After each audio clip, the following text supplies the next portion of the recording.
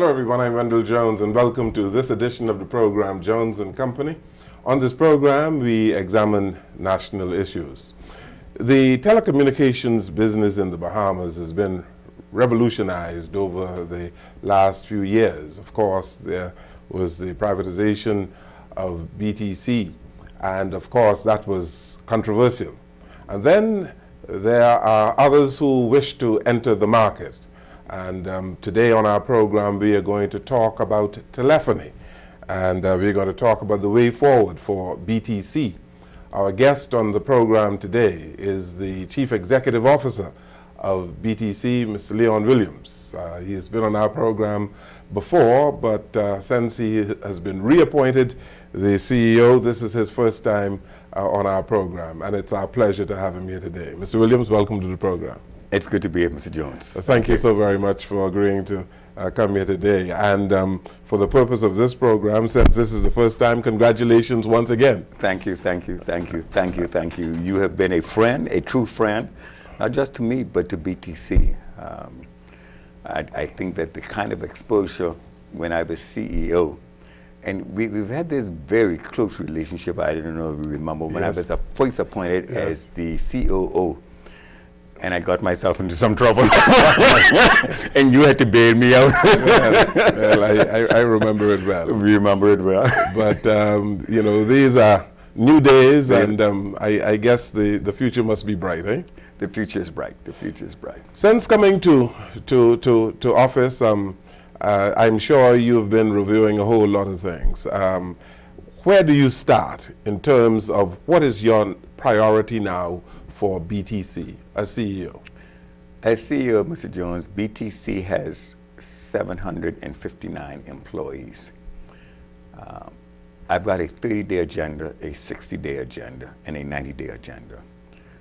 Usually as CEO and as an executive, starting even at the level of senior manager, I've always worked on a 100-day agenda, because to me, you carve out a 3-year strategic program. But 3 years is a little too long in this business. And from that 3-year, the current year becomes your business model for the first 12 months. But even so, with 12 months, it is really difficult to chew on 12 months. And so I've always operated from the platform that you've got to have a 90-day agenda. Every 3 months, you have to review where you are, where you're headed, and then do what is necessary to mitigate that. So in my 30 days, first 30 days, my focus has been on the reorganization of BTC.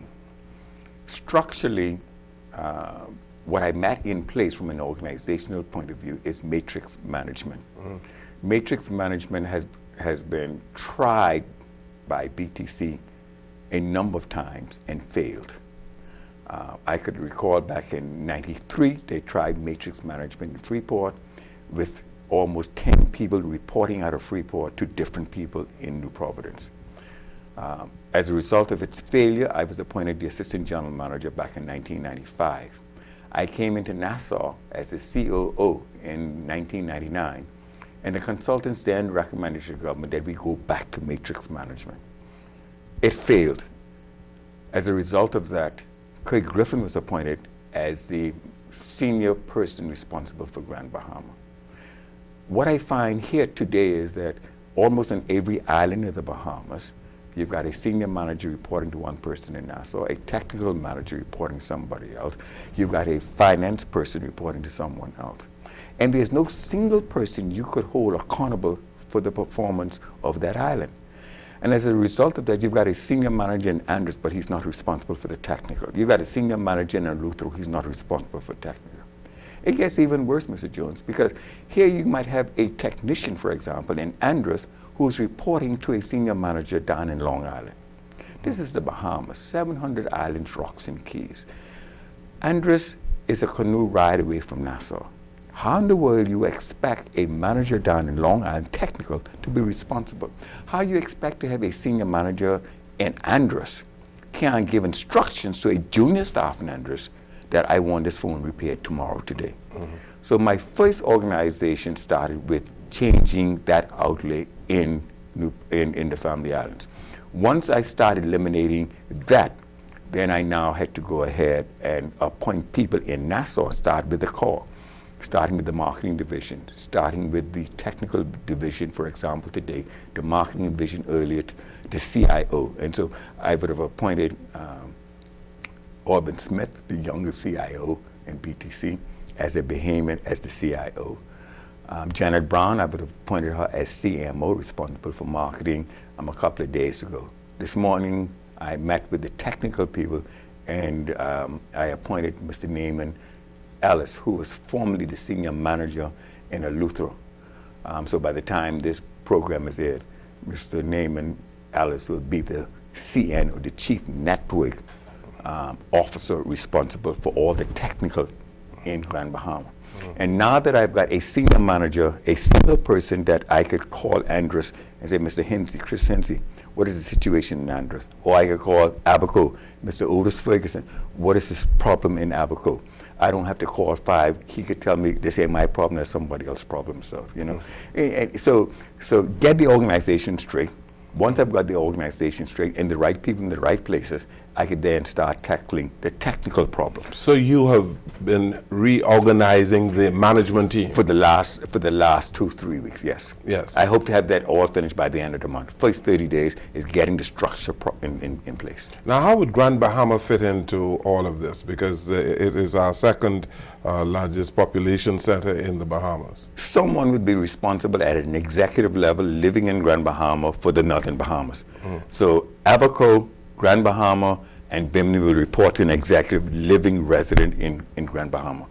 You can't have all those people reporting human resources, finance, technical, all reporting to different people in New Providence. That can't work. We tried that back in 95, 93, it didn't work. We tried it again back in 1999, it didn't work. Matrix management cannot work in an archipelagic nation like the Bahamas. Barbados, Trinidad, fine and dandy, but not in the Bahamas. You mentioned the 90s a couple of times, and Cable and Wireless, the company that now has a significant amount of shares in BTC.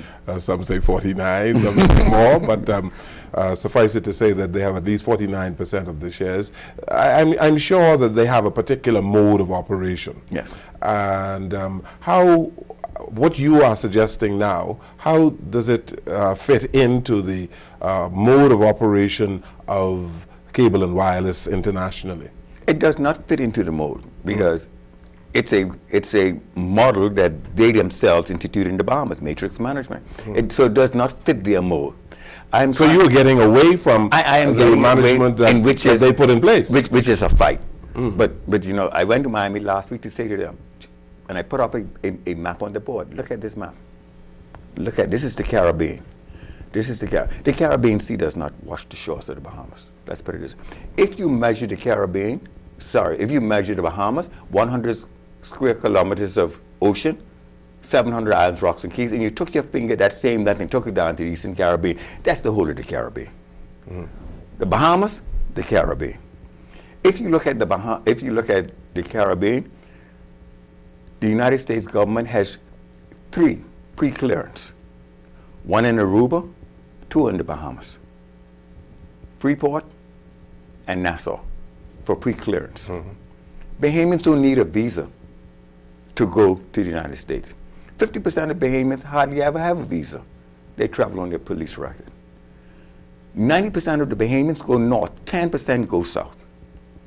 The Prime Minister of the Bahamas is not really interested in no banks or hotels coming from south. They're all coming from north or coming from east. The point I'm trying to suggest to Cable and Wireless is you can't model the Bahamas after the rest of the Caribbean.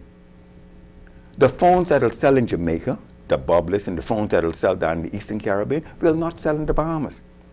Everybody wants a Samsung 5. Everybody wants an iPhone 5. We into blinging. We want bling, bling, bling, bling, bling. We don't buy cheap phones. So you can't take a stamp of Jamaica or a stamp of Barbados and what worked here and bring it to the Bahamas and do a cookie cutter. It will not work. So my position is simply this. If the Bahamas is going to succeed, whether you like me or you don't like me, there's some inputs you're going to have to take from me. If you don't want to take those inputs, then you need another CEO. The chairman of the board of Cable and Wireless, upon your appointment, praised you for what you have done in the past. And I just wonder the extent to which your ideas might not be upsetting the apple cart, so to speak, of what they have been doing in the Caribbean. It is, but I'm operating from a position of strength, Mr. Jones. It's not a position of arrogance. It's a position of confidence. Okay, so I came to BTC as president, and I took the revenues from 270 million to 353 million. I took the profits from 34 million to 48 million. And I'm not trying to look in the rearview mirror, but you took the EBITDA from 26% to 34%. The year I left, the profits dropped 50% from 42 million to 21 million. It came up to 48 million. The next year it dropped down to 11 million. So, there is an empirical evidence of what my ideas could bring forth. We changed the whole DNA of BTC under my administration from a engineering-driven company to a market-led company. I don't think that Bahamas had ever seen marketing done like it was done back then. Yes. Okay? These are things that work. Bahamians, ads and stuff are into kind of storytelling. We would love to take a carnival atmosphere and dump it onto the Bahamas, fine and dandy. But Bahamas is Junkanoo. The difference, one is a spectator, and the other one is where you get personally involved. So I've been to Carnival, and you sit down, you enjoy Carnival, you participate in Carnival. Junkanoo, you sit back and you watch. And so you can't bring that same kind of mentality to the Bahamas without some level of education. The performance of a leader, first of all, the leader must understand the culture of the country, because the company's culture is a subculture of the country's culture. That's interesting. You got to first of all understand the culture of the country before you could even start to make headway with the company. You operated, when you were there initially as president of the company and CEO, without competition. You have some competition now and more competition for landlines, and I'm told that competition would be in the offing for the cellular service. You need to change your mode of operation too, from what it used to be. Isn't that right? Well, that's an interesting point, Mr. Jones, because people say nowadays, listen, so Leon talking about all this money that BTC made. Yeah, that was then. And that was then. That was then. This is now. Well, the company has been without competition, if you want to say, under the same setup for the last 3 years. And their best year has not been better than the best year of BTC non-privatized. So let's compare apples with apples. The revenues have been flat. Why has the revenue been flat? Because telecommunications is one of the most obsolescent industry there is. It's like going to the supermarket, and on Wednesdays, milk is going to come on Thursday, so you go to shop on Thursday. You can't have the Wednesday milk at the same price as the Thursday milk. So I buy a bunch of iPhone 5S last year to sell. The iPhone 6S, Apple is going to come out with an iPhone 6 in September or October. Nobody's going to buy iPhone 5 come September or October. The products have a perishable date on its stamp. When I came to Nassau in 1999, long distance revenues were $120 million. In 2005, revenues were $20 million from long distance. We decided, since it had lost $100 million, while it is at $20 million, let us go and do a revenue share and cannibalize our own revenue stream with net to phone. And we created the Vibe. Rather than fight, mind the books, the law says that you could not do voice over IP in the Bahamas. It's on the law, right? But why fight something that you can't enforce? So we created the vibe, and we start cannibalizing.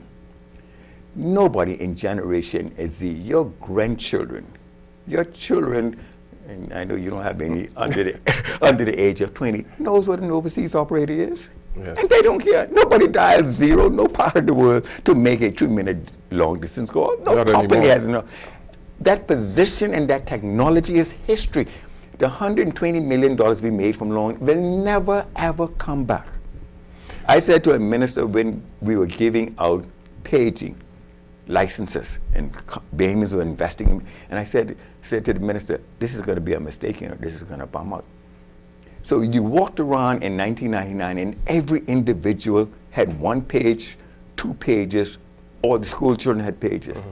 And then BTC introduced text messaging, and the paging became history. Your grandchildren don't know what a page is. They've never seen one, And so the company has to, the point I'm making, the company has to constantly reinvent itself. Yes. And you are about reinventing BTC. Every day. That is your job now. That is my job.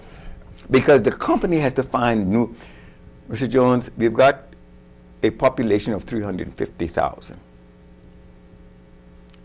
2015, another cellular would come here by law.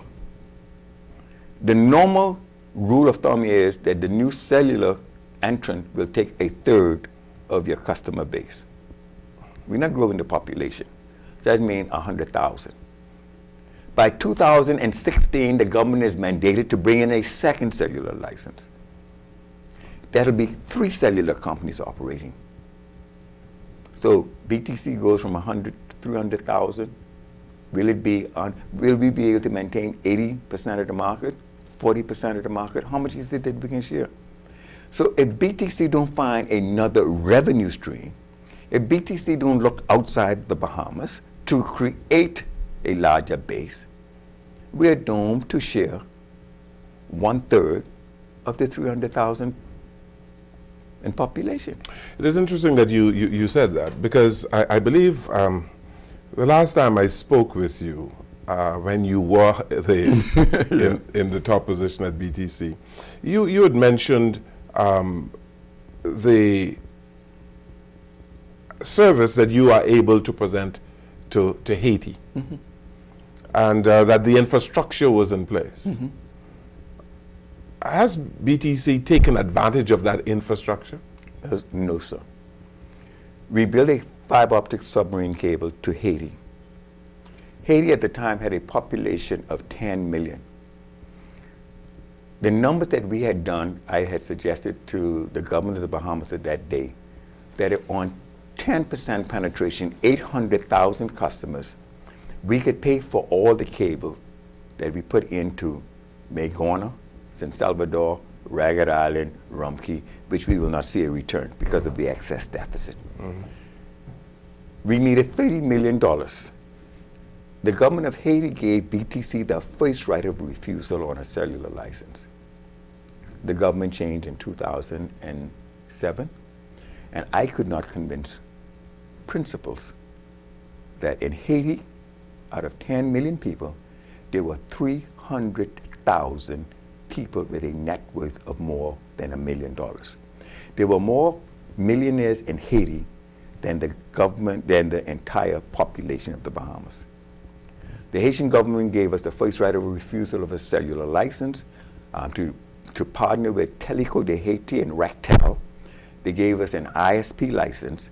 They gave us a television license and said we did not have to capitalize it. We could leave it dormant. So we didn't take it. Digicel went into Haiti after us, and we visited Haiti. I was there when they launched. In its first 3 months, Digicel put 500,000 on their network. In their first year, 1.6 million.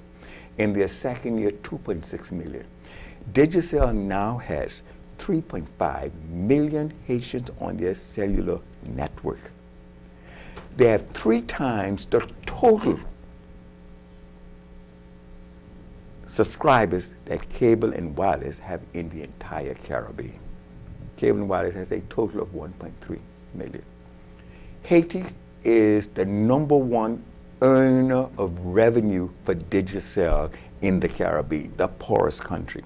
So what you were suggesting... Digicel takes out of Haiti for cellular services $276 million every 6 months. Our total revenue in the Bahamas is $353 million for 12 months. You were suggesting to me that BTC was positioned to... And we squandered the opportunity. You squandered the opportunity? Yeah, we squandered the opportunity. Back in 2007? Back in 2007. Are you able to recoup? Are you able to go back to where you were and to take advantage of the fiber cable that you put in place? It depends, and that is a view that we would look at Haiti and see what the relationship, at that time, 2005, we had a very good relationship politically with Minister Fred Mitchell was Minister of Foreign Affairs at the time. Haiti was in an interim government. Plenty of the folks in Haiti had gone to school, Harvard University with him, and at that time he was president of the Alumni Association, and so we really had some good contacts, and at that time, Minister Mitchell was espousing the political release of a political prisoner who was at that time the owner of Hytel and stuff in Haiti, and so we really had serious business connections as well as political connections. But while we were doing that, we had at that time, we had also worked on Cuba. Cuba had 12 million. And so we had the Cubans coming here. We had negotiated with Cuba to build a cable there as well. Cuba waited until the year before last when they decided to build a cable going down to Venezuela. So we lost Haiti of 10 million and we lost Cuba of 12 million. Let's talk about it some more. Let's take a break here on the program. This is Jones and Company. Our special guest on the program today, the Chief Executive Officer of BTC, Mr. Leon Willliams. We'll come right back.